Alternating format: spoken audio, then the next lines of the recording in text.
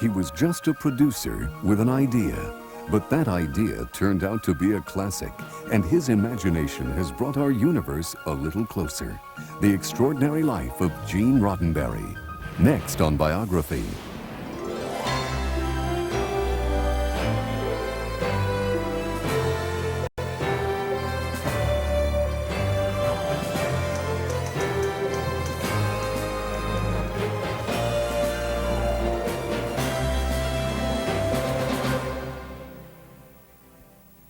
Hello, I'm Peter Graves, and this is Biography. Consider for a moment the future. What are we going to find as we travel beyond the limits of this world? Just what mysteries lie ahead? Well, for Gene Roddenberry, the creator of Star Trek, these questions were both a daily exercise and his life's work. Gene was a friend of mine. We first met years ago when we worked together on a Western series called Whiplash. And later, when the original Star Trek series was being produced, I was shooting Mission Impossible on the soundstage next door. Gene Roddenberry's final frontier was his own imagination. He swept his fans along on a great adventure that not only entertained, but also probed critical social issues.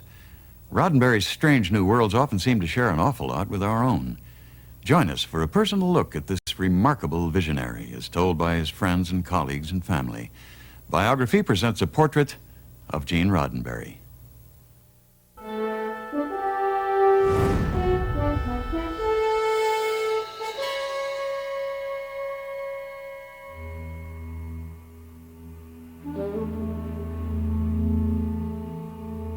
In a way, the Star Trek saga began one summer day under the blistering sun of the Southwest Desert in 1921.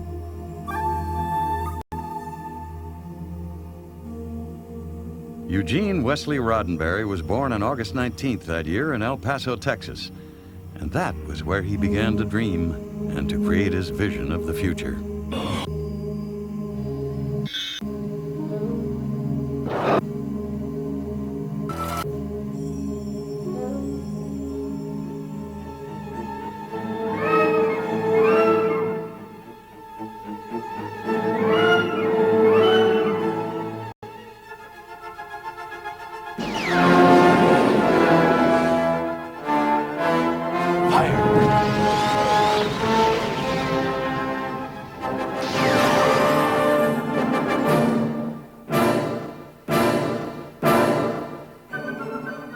Science fiction is a beautiful game and a beautiful experience.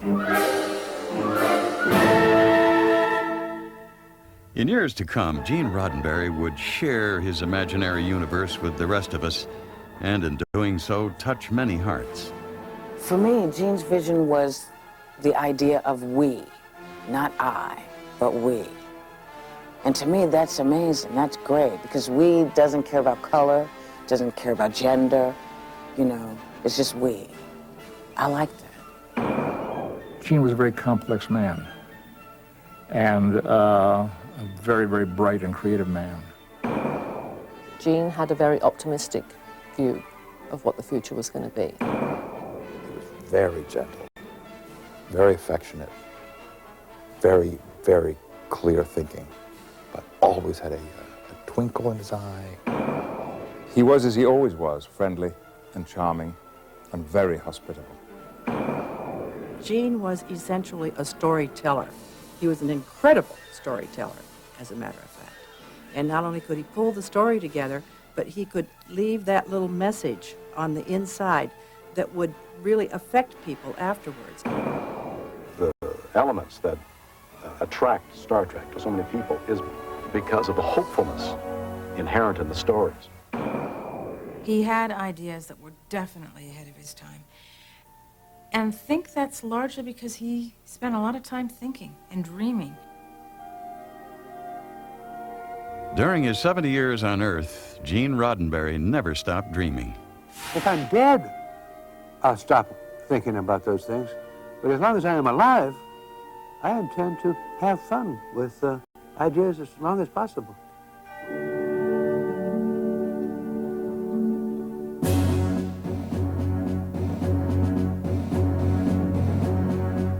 His father, Eugene Edward Roddenberry, fought in Europe during World War I. When he returned to the United States, he was stationed at Fort Bliss, Texas, where he met Caroline Goldman. The handsome young cavalry sergeant and the 16-year-old Texas beauty were married and had a son less than a year later. She became pregnant about a month after they were married. As she liked to say, I had a month, so Gene was perfectly legal. And he kind of, in a way, grew up with his mother. When he was 19 months old, the family moved to Southern California, where his father became a policeman. Gene was a bright student and began reading all the science fiction he could get his hands on.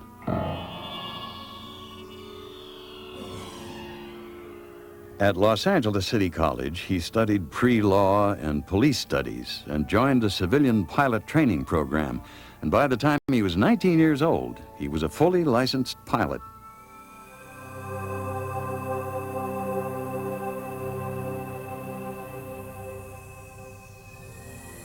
When Japan's attack on Pearl Harbor plunged the United States into World War II, student pilots were a prized commodity. And after more training, Second Lieutenant Roddenberry was anxious to join the war effort. He became a B-17 pilot, principally because he was too big to fly the smaller fighter planes. As a bomber pilot in the South Pacific, Roddenberry was involved in a crash in which his navigator and bombardier were killed. Gene survived to complete a total of more than 80 wartime missions, and he was decorated with the Distinguished Flying Cross.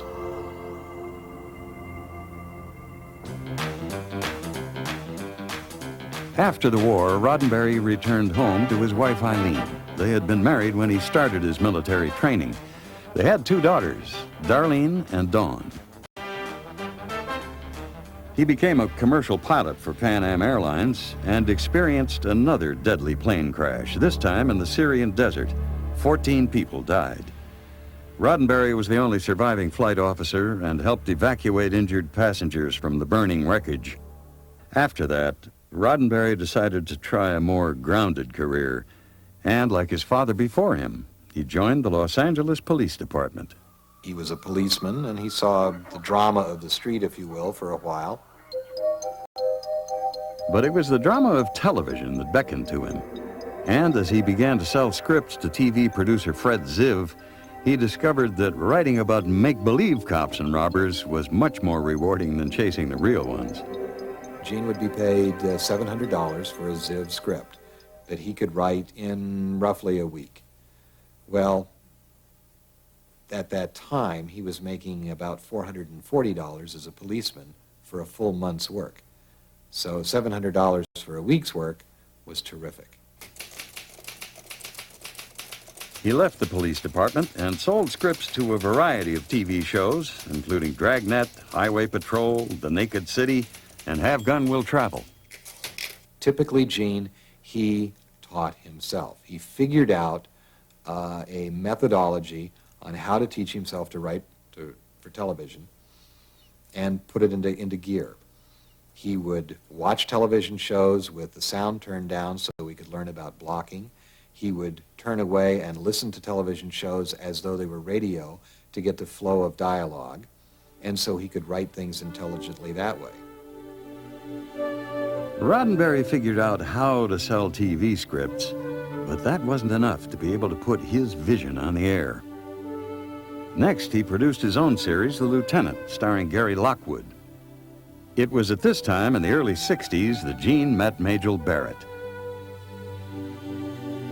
A young actress who eventually would become his second wife and the single most influential person in his life. I was in love.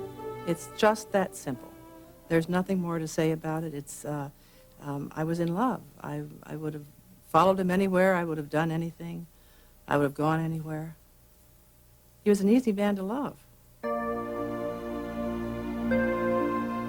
When they weren't working, they enjoyed what time they could find just to be together.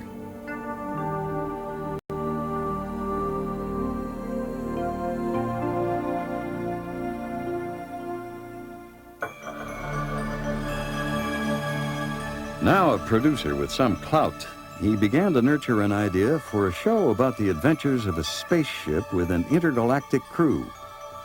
Not an easy sell in an era when westerns and cop shows ruled the airwaves.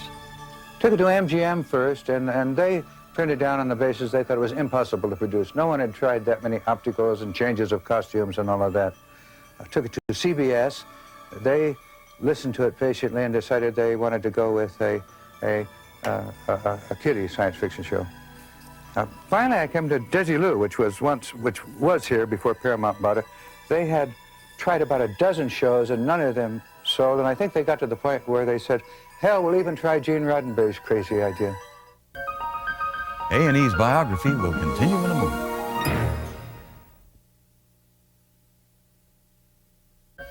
A&E's biography continues with the life of Gene Roddenberry. Gene Roddenberry had wanted to incorporate his real-life experiences and his opinions about the nature of humanity into a form other people could share. And he found the perfect vehicle to give life to his imagination, the Starship Enterprise. Space, the final frontier. These are the voyages of the Starship Enterprise. Its 5-year mission, to explore strange new worlds, to seek out new life and new civilizations, to boldly go where no one has gone before.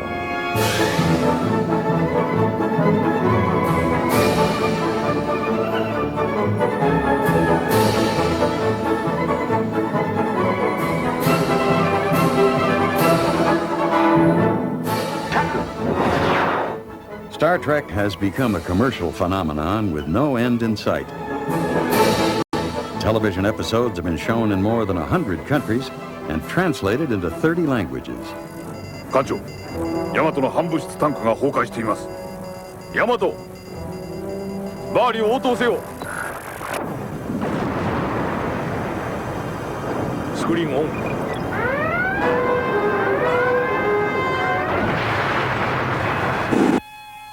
昔のガールフレンドに会うんだからそれくらいはしないとね。いつもその手で機嫌を取るのか？買収だぞ。Active el plato deflector. Si proyectamos un rayo de partículas, quizá podamos producir un desorden nuclear en el núcleo.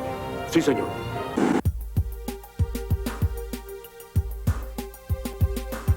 Star Trek novels, which carry on Roddenberry's original concept, have sold more than 32 million copies, making it the best-selling series in publishing history.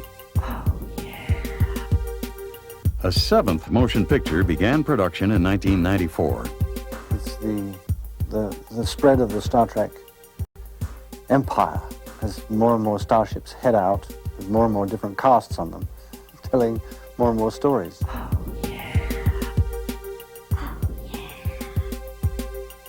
And yet, Roddenberry almost didn't get this phenomenon off the ground.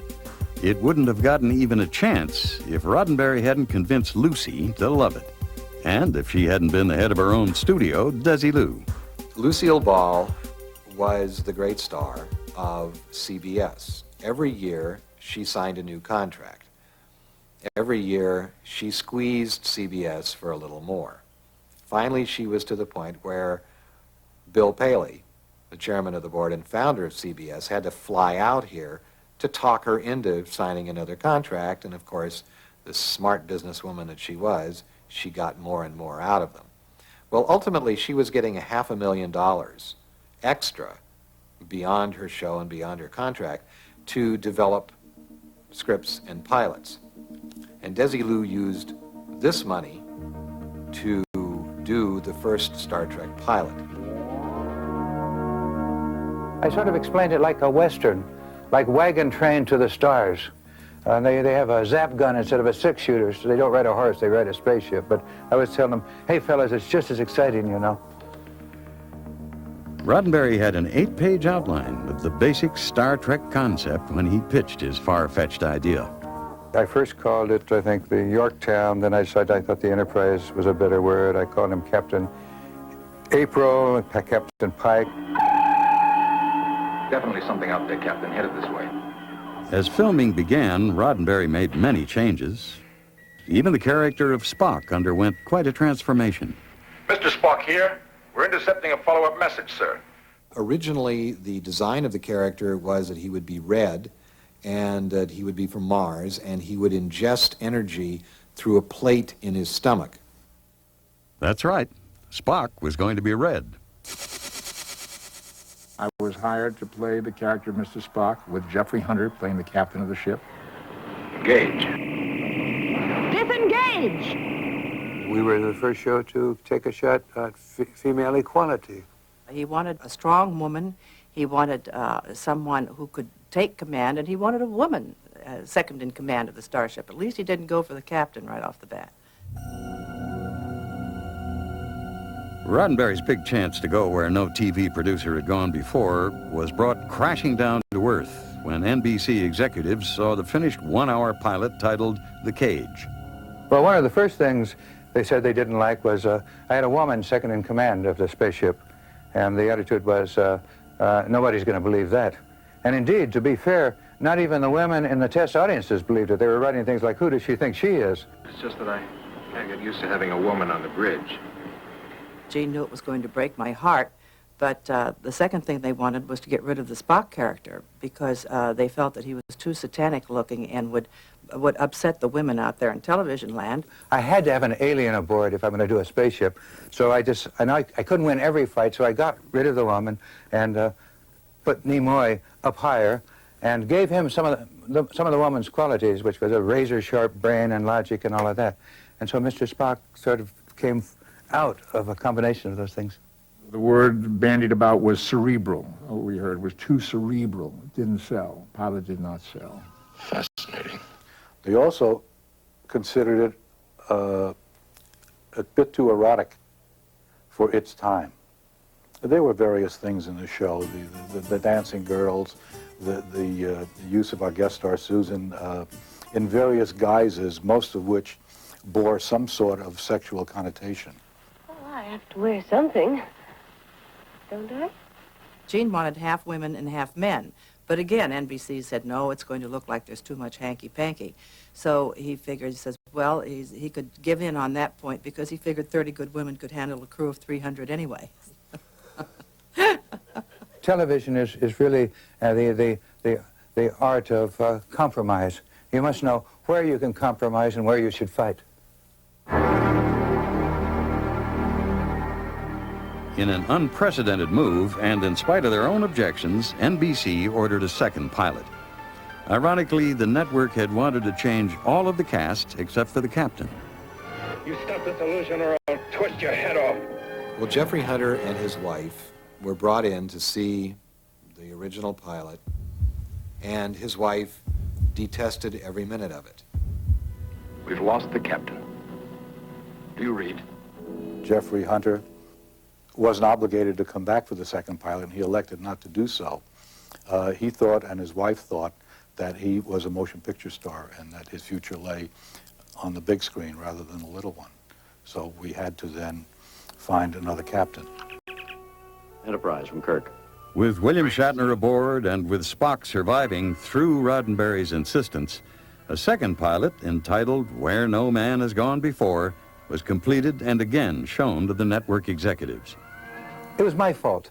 I got a chance to write this pilot, and I was going to be action-adventure movement, but I did get into some things about the difference between reality and dreams and all of that. So the second one was a little more action-adventure, and it sold the show. A total recasting took place of all the other characters.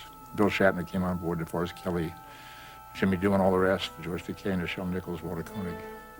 And this time it worked. At least worked long enough to get us on the air. I believe there's some hope for you after all, Mr. Spock. The voyages of the Starship Enterprise were underway. But it would be far from smooth sailing for Gene Roddenberry, either in front of the camera or behind it.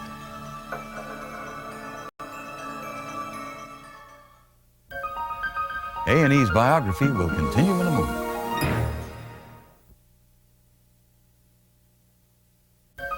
A&E's biography continues with the life of Gene Roddenberry.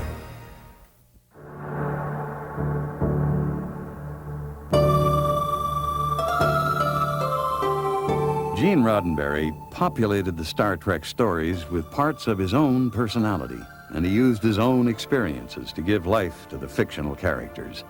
The combat pilot, the cop, the son of the cavalry officer, they could all be found on duty aboard the Starship Enterprise. Nowhere on television was one man's vision so personified as on Gene Roddenberry's Star Trek.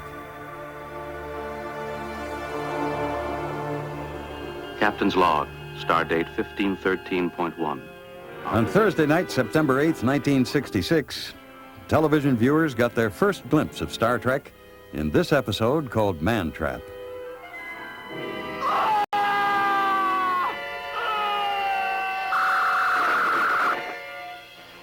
Over the next 3 seasons, as the fictional crew struggled with numerous adversaries, Gene Roddenberry was waging even more dramatic battles with TV deadlines. We started off, as most shows start off, with not sufficient scripts in hand. In fact, I think we only had about 1 or 2. And we were one jump ahead of the sheriff all the way down that first season. We were delivering episodes to the network at times on the very day that they were broadcast. And it was horrendous. Gene worked on those scripts because I know I was there with him. I would say at least 3 to 4 nights a week, and sometimes all weekend long, until maybe 2, 3, 4 o'clock in the morning. I can remember walking up to the set and delivering sheets of paper to them that were scripts just from working all night long. It was 12 hours a day, 6 days a week. Children I was raising at the time, for like 3 years, I hardly saw them. They can't pay you enough for that. When you're young and you want to show the world, you do it. But, the price is enormous. I've got to tell you, the first 2 years were just plain hell. And it went on night and day. Despite the turmoil to get the shows on the air, the quality of the episodes remained high, and people tried to maintain their sense of humor.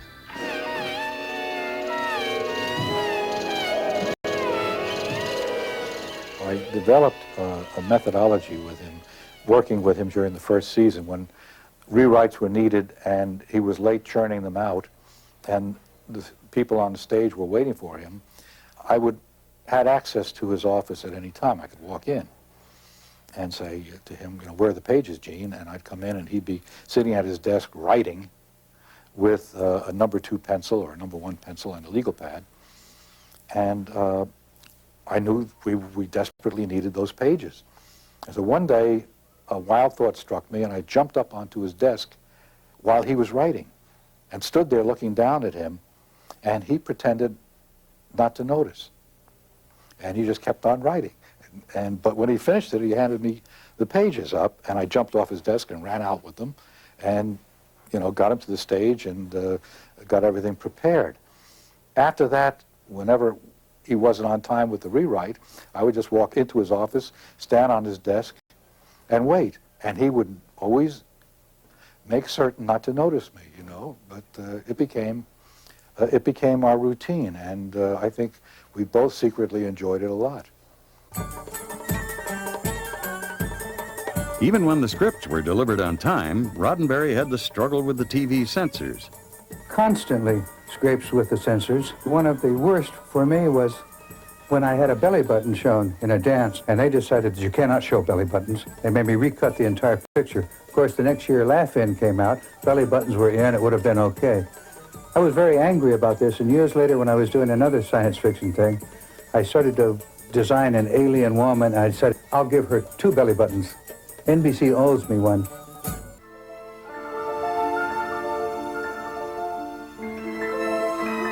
Because it was being presented as fiction, taking place on faraway planets and involving alien civilizations, Roddenberry explored many serious social issues involving such TV taboo subjects as war, race, politics, religion, and sex. Kiss me.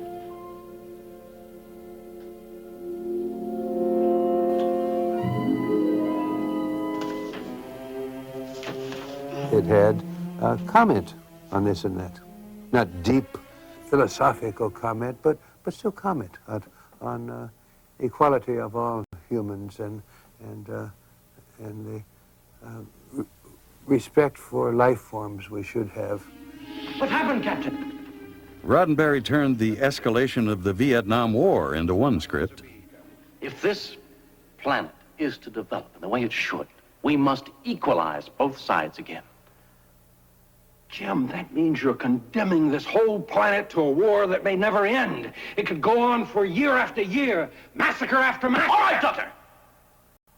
Racial tension and prejudice were portrayed with the help of aliens in half-white, half-black makeup.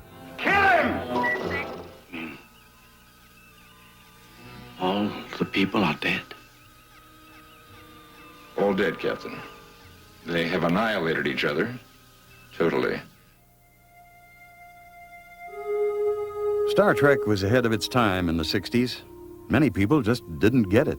My own father, he was sat there the first night Star Trek was on the air, and he waited and saw the whole thing. They went out and apologized to all the neighbors. He ran around the neighborhood telling everyone, don't worry, Gene will be back to writing good stuff real soon. We're getting back to writing real television, writing westerns.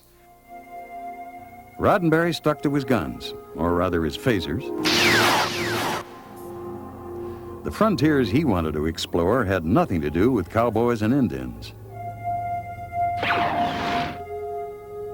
This was the way it was in those days. We didn't have scientists going around talking about the probability of extraterrestrial life. So we were to a lot of people a bunch of nuts.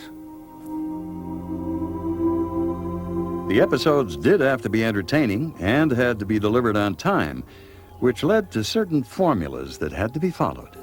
Where else in a real, honest-to-God situation could you ever find, I don't care whether it's yesterday, today, or tomorrow, a bunch of women running around in a starship with big bouffant hairdos, little short skirts on, and knee boots? Although they were wearing these ridiculous little skirts, you have to remember that at the time, that was a real badge of freedom. That was women saying, I don't have to be a little mousy housewife, I can wear something attractive. It's very stupid. Nobody could work in that go-go boat outfit, but it was an avant-garde thing at the time. And where the captain leaves the ship every week to go down to the planet and romance some broad, leaving behind some poor little ensign, and if he happens to be wearing a red shirt, he's going to die before the episode is over anyway.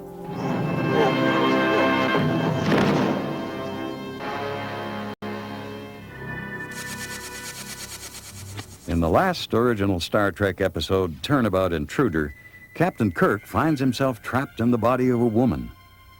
On June 3rd, 1969, a bad time slot and low ratings did what the Klingon Empire never achieved, and that was to knock Roddenberry's Enterprise off the air after only 79 episodes.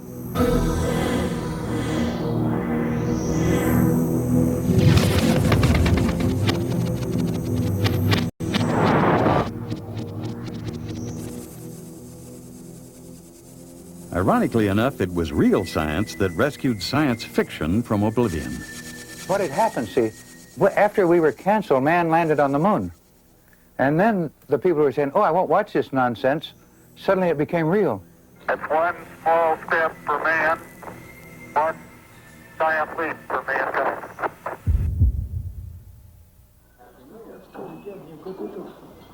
After Star Trek was canceled, there were also big changes in Roddenberry's personal life. A divorce and a trip to Japan to scout movie locations for MGM. Majel was at our place when Gene was in Japan, and he called her at our house and proposed to her. It was romantic. It really was. He said, Majel, come on over. He said, let's do a ceremony over here.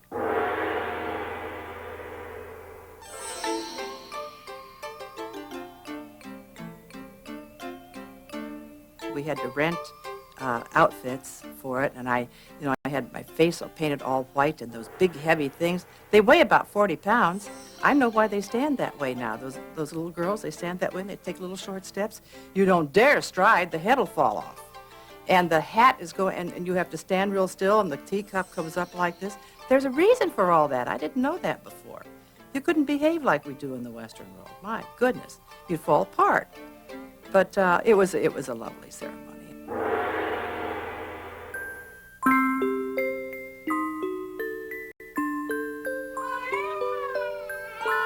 In 1974, 5 years after they were married, Majel and Gene had a son, Eugene Rod.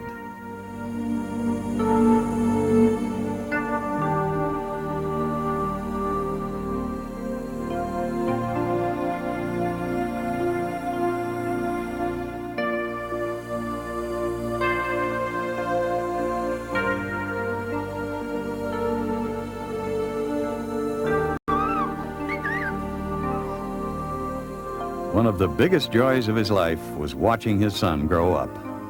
Hey, Ron, Dad.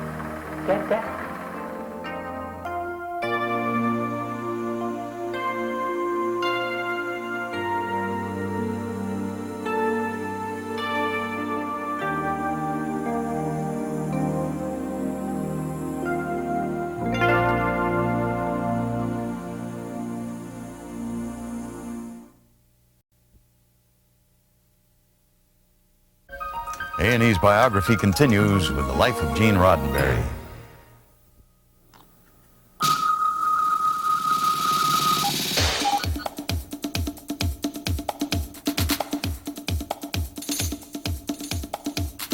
There are more than 100 companies licensed to produce Star Trek merchandise.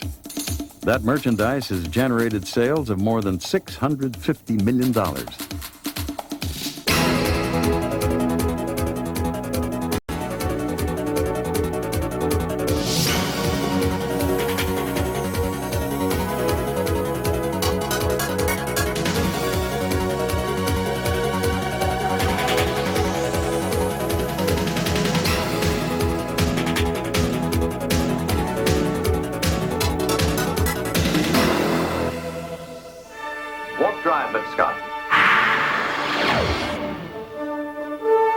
In 1979, 10 years after the original Star Trek series went off the air, and with Roddenberry having become an important member of the Paramount studio family, the Enterprise and its crew made the leap into motion pictures.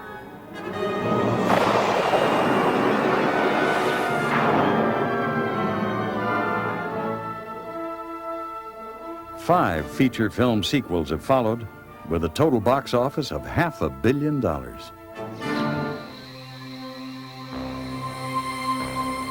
But in the 1970s, Roddenberry had desperately tried to create an image for himself outside of Star Trek. He wanted to be known as a producer of other shows, and after Star Trek, his ideas led to several projects.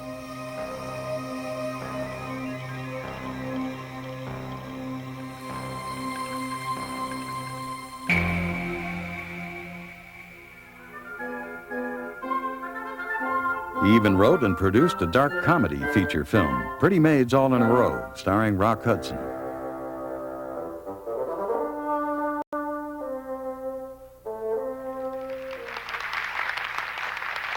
He was greatly in demand on the college lecture circuit and received 3 honorary doctorates, including one from Emerson College in Boston. We have within reach now the attainment of almost every dream of mankind.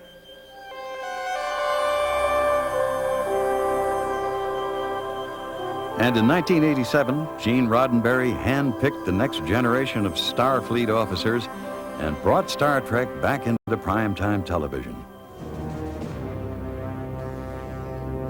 I'm a Klingon, sir. For me to seek escape when my captain goes into battle. You are a Starfleet officer, Lieutenant. He was a quintessential producer that you want to work with, basically, because he was on the set quite a bit. Enterprise, this is Commander Riker at Farpoint Station, standing by to beam up. Roddenberry took me under his wing, if you will, early on and said to me, I like you for this part, and I like you because I recognize the Machiavellian glint in your eye, which he compared to his own eye and glint. Let's see what's out there. Engage. He was, I think, very proud of us, and very proud of how we achieved the early success of the show. Critics doubted that Roddenberry could reignite the magic, but then he had always liked being challenged by the odds. I am a writer. The way Paramount interested me in this one, they said it's impossible to do again. At which point my ears perked up. It was also Roddenberry's chance to change some of the things in Star Trek that he wasn't happy about the first time around. He regretted so many of those things later. He said that there were Klingons around, and he said, Klingons aren't real. They couldn't possibly be because they were all bad. And there is no such thing as an all-bad race. Sir, respectfully submit our only choice is to fight. I think he did rectify the situation because first of all, he made with Worf. Worf is a part of the Enterprise crew. He's part of Starfleet, so he couldn't be all evil. So I have a feeling that more than anything else, those kind of mistakes were what prompted him, you know, to go into the next generation.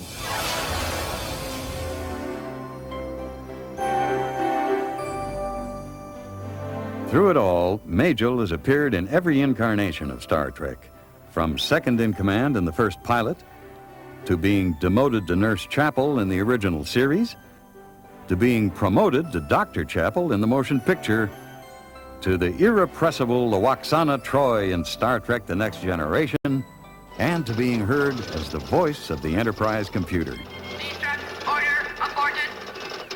Destruct, order, aborted. Star Trek The Next Generation was on the air 7 years, and with 15 to 20 million viewers per week, was the highest-rated first-run syndicated drama series in television history. Star Trek fans, unlike fans of other programs, feel a very close connection to the vision behind the stories and to Roddenberry, the creator of that vision. He's given us something to dream about. Gene Roddenberry has left a legacy of hope for the future. Hope that my kids will have a really nice environment to grow up in. I think he was a man of very, very profound vision, one that we would indeed survive, and survive very well. His vision was that someday in the future, we can put away our weapons and our spears and turn it into plowshares. They had the first Star Trek convention in 1972 in New York. And this was a convention happily attended by thousands of people to celebrate a television show that had been off the air for years and had been labeled a failure. Today, Star Trek conventions are as traditional as 4th of July celebrations and are attended by hundreds of thousands of fans. I'm kind of an original series You are? guy. Fabulous. Yeah. Let's put you in that one.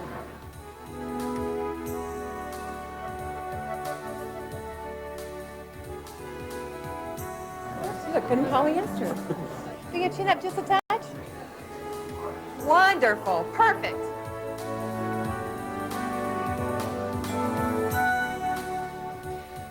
Part of Gene Roddenberry's legacy is that his science fiction of the 1960s has turned into the science fact of today, including compact voice-activated computers, mobile handheld communicators, computerized medical beds that help diagnose illness, laser weapons, and the idea of warp speed.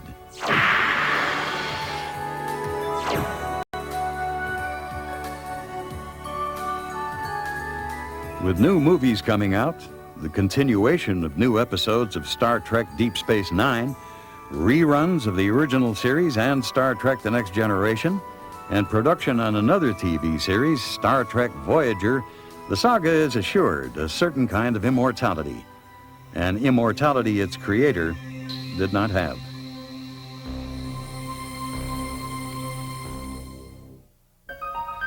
A&E's biography will continue in a moment.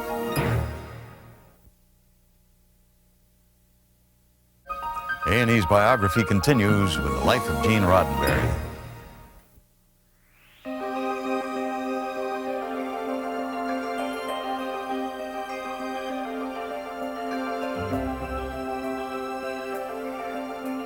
When he wasn't contemplating the future of the galaxy, Gene Roddenberry made himself very much at home here on Earth. He knew how to enjoy life, whether it was on vacation with Majel when they could get away, together on the golf course,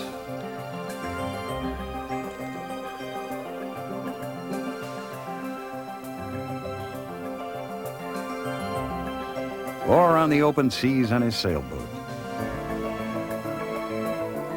He loved the outdoors. He loved sailing. Oh, gosh, he loved sailing. The thing I remember best about Gene is that he was a fabulous navigator and but a terrible engineer. We were out on the way to Avalon, and so we started the engine up, and half an hour later it stopped, and when we finally limped into Avalon Harbor about 9:30 at night, Gene called up a mechanic and was checking the engine. He says, "You ran out of gas."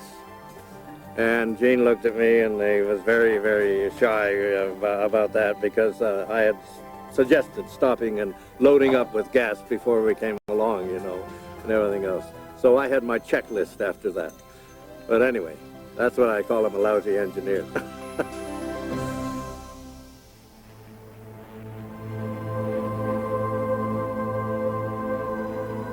In the late 80s, his spirit and his mind very much intact, Gene Roddenberry's health began to fail him.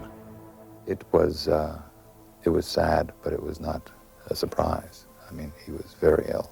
We saw less and less of him as the time went on. We used to look forward to the visits. They'd come down once a day, once a week. Then it became once every couple weeks. Then we wouldn't see him for a month, and we'd see him in a wheelchair. And it was very sad. By that time, he had passed along the responsibility of Star Trek to executive producer Rick Berman. I owe a great deal to him because he laid this legacy of Star Trek on my shoulders, and it's something that I plan to take very good care of for as long as I'm connected with it. Many of the people left to carry on the Star Trek legacy feel they owe something to Gene Roddenberry. I think his vision is for, I mean, to quote somebody, is a kinder, gentler universe where we're not out there just blasting away and bullying people around the galaxy. I liked his spirit. I liked his toughness. The fact that he stood up to the network and stood up to the studio and made demands that ultimately were met, if not on previous projects, certainly when it came to Next Generation. I think that the show went the way it did because he dictated it so.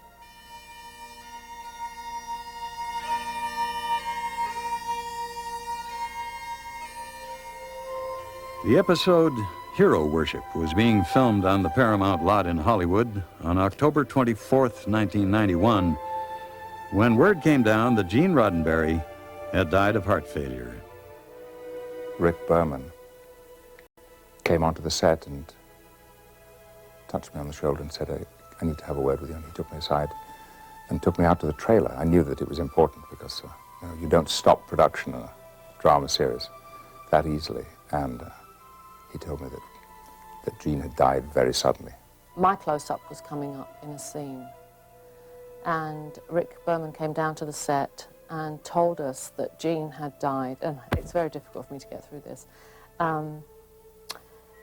My father had died on the same day 10 years earlier, so it was a double whammy, because I kind of felt like Gene was my kind of surrogate father. They'd kind of adopted me as a daughter, you know, with Majel playing my mother and everything. It was, I just felt like part of the family. So it was a very, very tough day for me. I was 38 when my second parent died. And I do remember the very first feeling I had was, well, who will look after me now? And I had something of that feeling about Gene. Who'll take care of us now that Gene's gone? Because even though he wasn't here very much, his presence was constant. Gene had been on his way to his doctor's office for a routine check when something suddenly went very wrong. Gene had difficulty breathing, and they brought some oxygen out to him. Majel got down on her hands and knees and held his head on her lap and talked to him, comforting him, reassuring him. At that moment, the doctor stepped over and immediately began CPR and said, "Get the family out of here." And Majel instantly said no, and there was no more argument to that. After about 40 minutes or so, the doctor came out and just said that they weren't able to bring him back, and he was gone.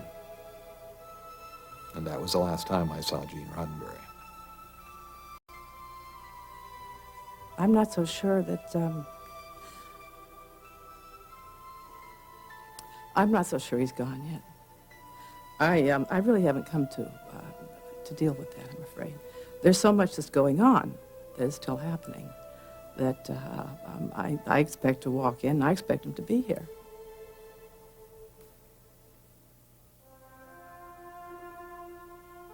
One of his fondest wishes escaped him while he was still alive, but a space shuttle astronaut paid the ultimate tribute to Gene Roddenberry's memory.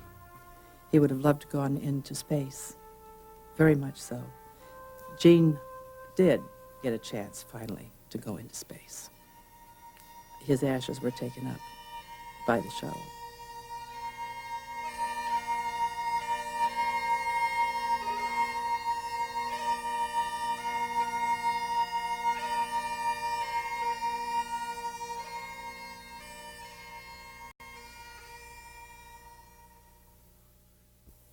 Gene Roddenberry is gone, but his dreams and his hopes for the future are very much alive. The voyages of the Starship Enterprise have become more than just fond memories from our television past. They've become a part of our modern mythology, reflections of today, and who knows, maybe roadmaps for tomorrow. And now let's see what's coming up next on Biography. Two men with dreams of flight. They challenged the air, and in doing so, they changed our world. The Extraordinary Lives of John Glenn and Werner von Braun. Tomorrow on Biography. I hope you'll join me and Jack Perkins 5 days a week, Monday through Friday, here on Biography. I'm Peter Graves. Thank you for watching.